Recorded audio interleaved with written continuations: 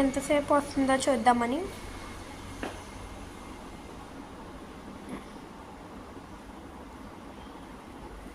మొక్క తీసేరా, తీకు మొక్క తీసే.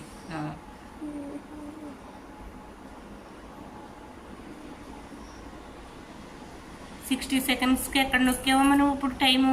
అక్కడ పైన నొక్కాలండి. ఇది ఎక్కువసేపు వస్తుంది కదా ఇప్పుడు.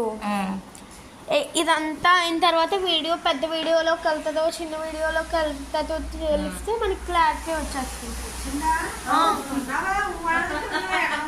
నీకు చెప్పొద్దాం అనేటప్పటికి నువ్వు ఫోన్ కూర్చో వస్తారేమో అని చేస్తే రావట్లేదంట.